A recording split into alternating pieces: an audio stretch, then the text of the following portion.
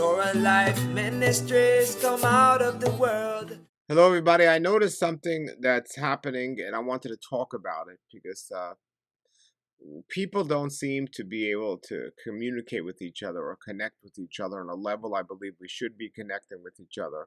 According to the way our Creator designed us and wants us to be, we're living so far away from it. Uh, Technology today has kind of destroyed human relationships. And in most cities, people can walk down the street and see either nobody or many people and not make eye contact or not say a word with anyone. And then they get home and they could blog and talk all they want on the internet. But then they go out of their house, back on the street, and they don't communicate with anybody once again. And this, I believe, is a problem. And I've always said something that I noticed recently because I have a new child now is when people see puppies or babies, they're acting the way we should all act always, regardless of who is there. So I know people that could be having the worst day ever, but then when they see my baby, the whole content changes. And they're like, wow, that's a beautiful baby. Or if you're walking down the street, even yourself, and you might be upset, but then you see a little puppy. Just everything changes. Why can't people have that effect on one another, regardless if it's a baby or a puppy? And everyone would see just the beauty of what our Creator created and what He gave us and what He wants us to do. And to think like, wow, that's beautiful. Why can't we have the same feelings for life around us on a daily basis and find things that will create or give us that beauty just as that baby or that puppy gives us? It's a universal standard or thing that no matter where you are in this world, if somebody sees a baby or a puppy, their heart just melts. Everything changes. I mean, the crazy thing is, half of these people that look at a baby with such gentleness are the same people that will be outspoken about murdering babies through abortion or something like this. It's a very hypocritical thing that people do, but that doesn't take away the fact that people love babies or love viewing babies because they're seeing something that's pure and something that's holy. The same thing with a little puppy. Somebody said the closest your baby will ever be to God is the first day it's born, because it's just feeling a life of corruption from there on and moving farther away. Sad, may be true, but the reality is what we can see in the pureness of that.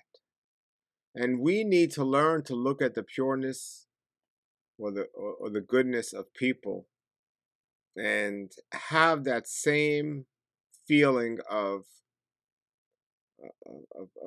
shalom and comfortness around everyone, not just a newborn baby, not just a puppy, but around everyone.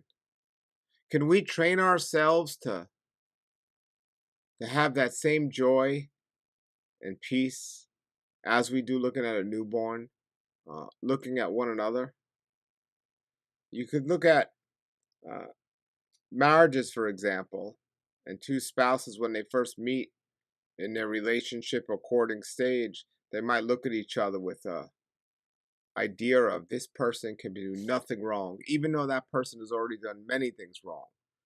But you've taken yourself to a level of saying, regardless of this person's past, I'm going to see that same pureness, that same beauty, that same passion, everything that you would see in the innocence of a newborn or in a puppy. But as you get to know the person, and sometimes their past comes up to light, or sometimes their just true person so comes out, something changes. Just like looking at a newborn, as you watch that child grow, that little cute little 1-day-old baby isn't so cute when he's 2 years old and messing things up in your house and making a mess in the house.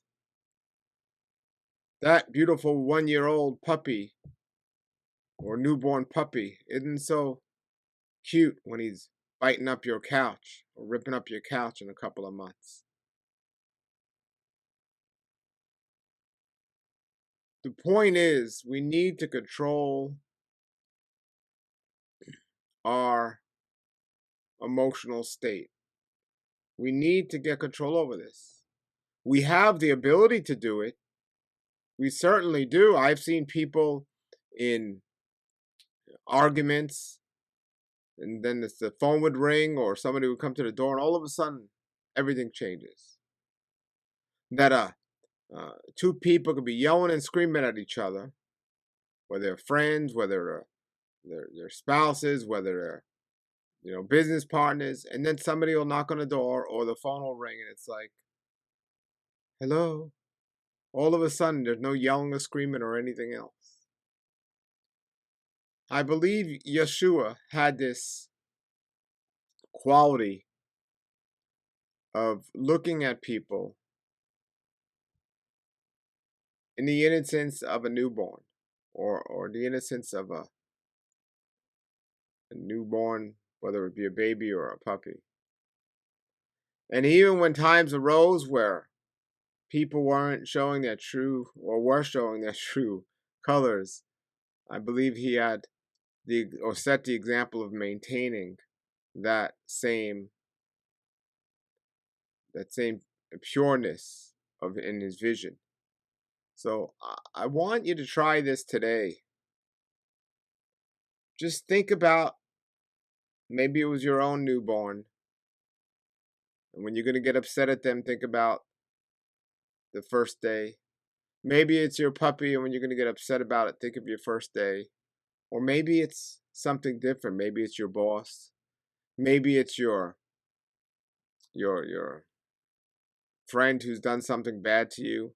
Or maybe it's a stranger who cut you off.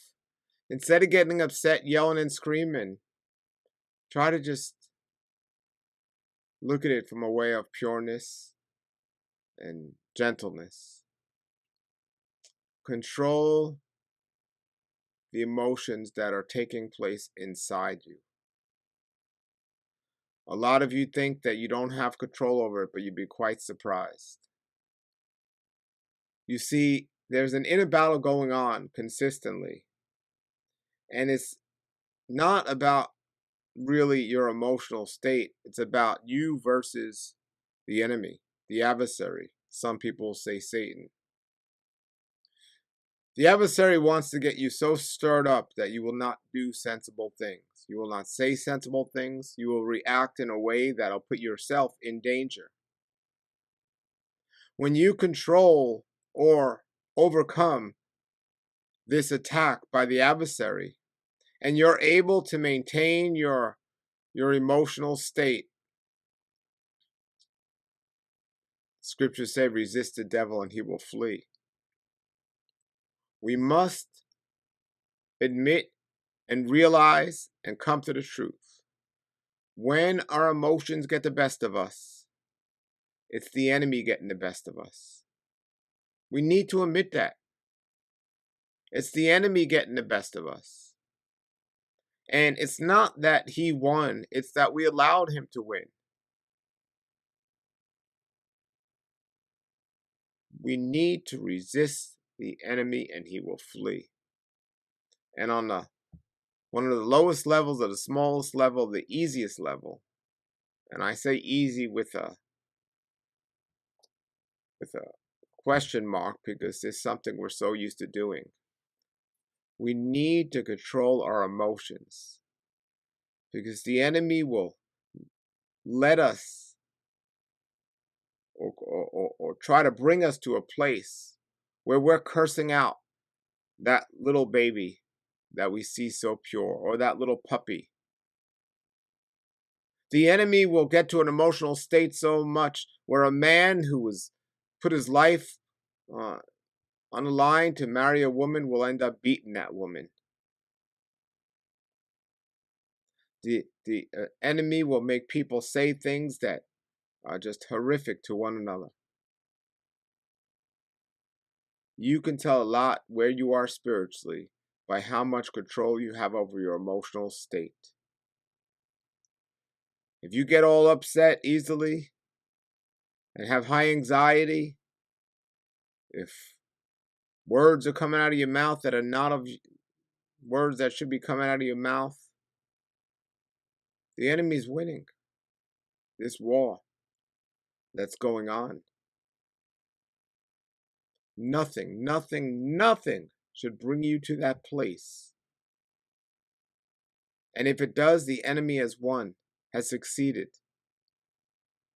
So think about yesterday. Have you let the enemy win? Think about today moving forward. Being late for work or getting out of bed late, not feeling well, not eating. None of these are reasons to let the enemy overtake your emotional state. They're not. Don't let that happen.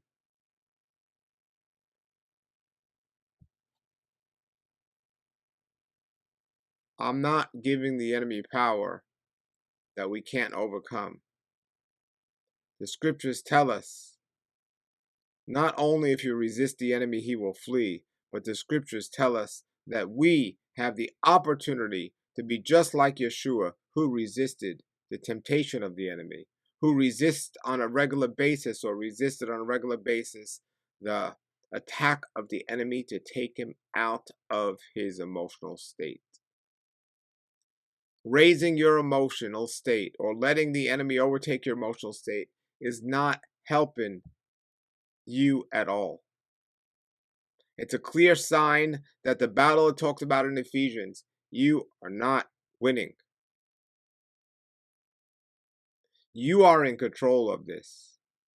This is a battle, and you are being attacked, but you have the power to overcome this through Yeshua. If you meet people on the street, whether somebody was cut off by another person, whether somebody, their car fell in a pothole or ran over a pothole, or anything, the emotional state is one of the clearest answers to the question of how much or how close you are to Yeshua.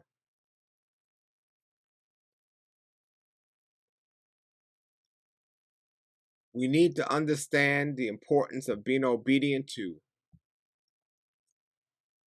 The obedience of being, the idea of being obedient to the commands that our scripture tells us of not going to certain places in our attitude or our emotions, like emotional state, to get upset in ways that are going to make us do things or say things that are not of Yah. To have control over our emotions. A lot of people in this world might need a drug or a drink to calm them down or take them away from some emotional situation. Well, they might think they need that, but what they need is Yah. So,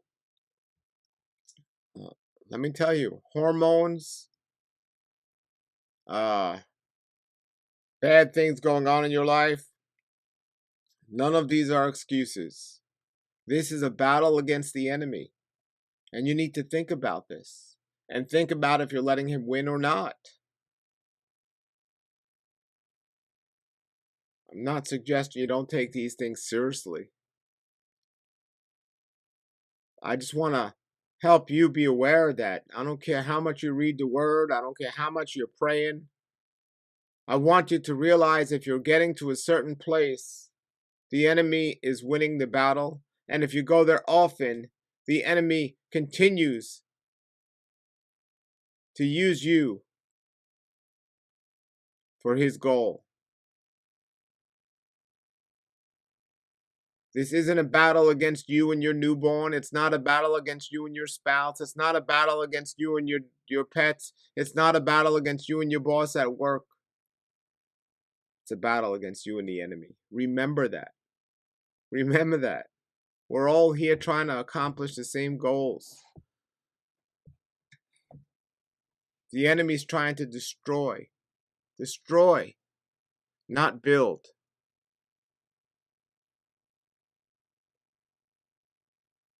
So I hope you can get or you'll take control. Not that you can get it, that you'll take control, because we have the power to do it. You'll make the decision to take the control and not let yourself get to a place that's not being a good representative of Yeshua. That we would glorify him and that we would set the good example of who he is. Not letting yourself get out of the character of Yah. So reflect on these things that I'm saying. Take them seriously. And stop letting the enemy get the best of you.